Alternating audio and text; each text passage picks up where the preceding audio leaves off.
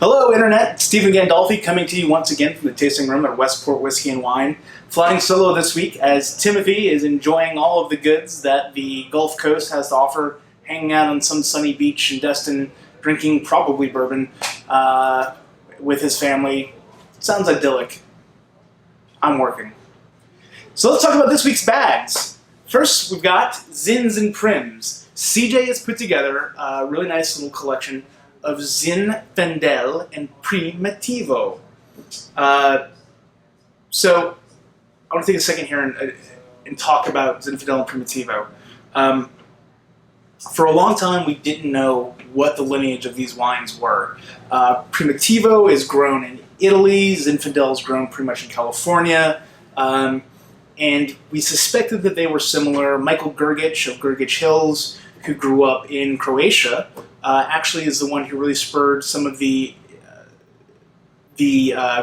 researchers at UC Davis and their oenology department to research what is the parentage of these wines. Well, it turns out Zinfandel and Primitivo are pretty much the same thing.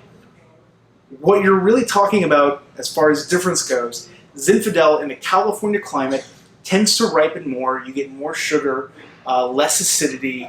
You get these big, rich, sweet, fruity, jammy is the term you usually hear, wines. In Puglia and in the heel of Italy, where you grow Primitivo, you tend to get sort of higher acidity, more relaxed, earthy kind of wines that are a little bit more food-friendly. They have a little bit more acid, like I said. And so we've got a nice mix of both Primitivos, Zinfandels, and one Plavac Mali. Plavac Mali here is an interesting offspring of Zinfandel. And I know we're kind of going down a little Zin rabbit hole here, but we're almost done. Plavac Mali comes from the Croatian words plavo and mali, meaning little and blue, because it has these dense little blue grapes. Plavac Mali is an offspring of Zinfandel. And it is peppery, fruity, dark berry kind of notes, a little cedary. But if you haven't had Plavac Mali, it's just a really gorgeous, easy drinking wine with moderate alcohol. So we've got this whole lineup, and I'm going to point out this one in particular. This is interesting because this is Zinfandel rootstock from the Ridge vineyards in Dry Creek, transported to Puglia in the heel of Italy and grown there. So this is California Zin grown in Italy. So this is just a really cool, in case you can't tell, I like Zins and Primitivos. This is a really cool look at what that kind of grape can express itself in all these different ways for one bag. Super cool. And another variations on a theme bag here, we've got a Rye Tasting Kit. So here we've got this kind of interesting expression of rye whiskeys. We'll start with Canadian Club 100% rye. I know people kind of think Canadian Club as bottom shelf whiskey. Honestly, their 100% rye whiskey is not a blend. It's not got no grain neutral spirits or anything like that.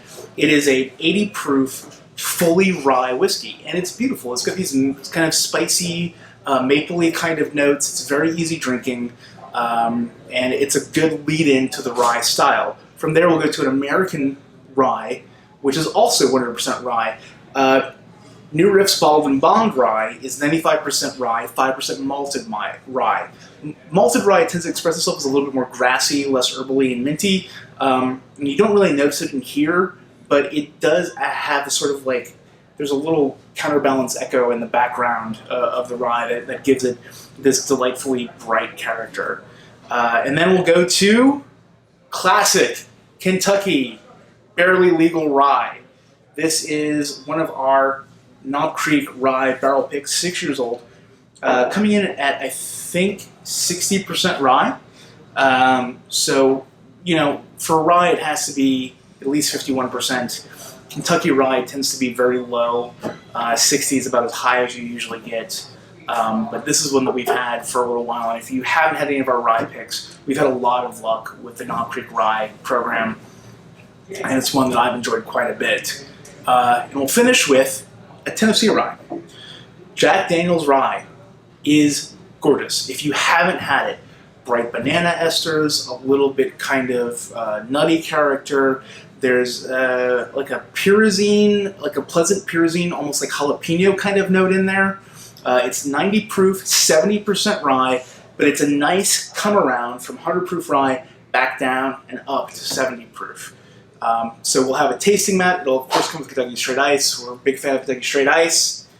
And that's that bag.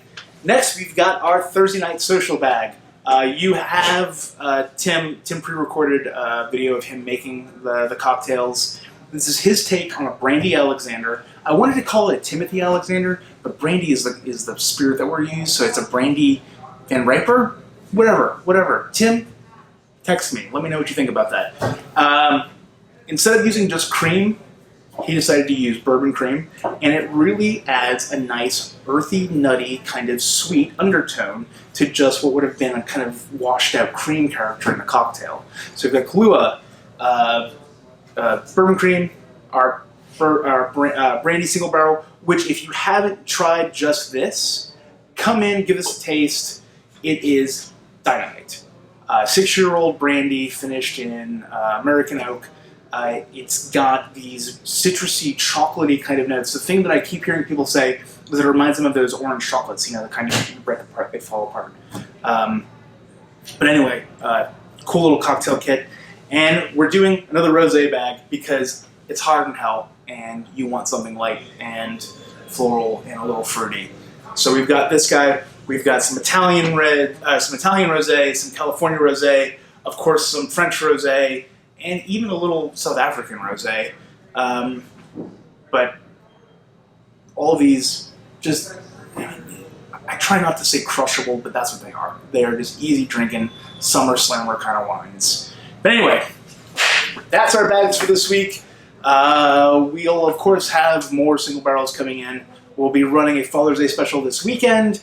12% off of our single barrels. I think 12% off of Scotch. Check our email. Check our app for other updates. And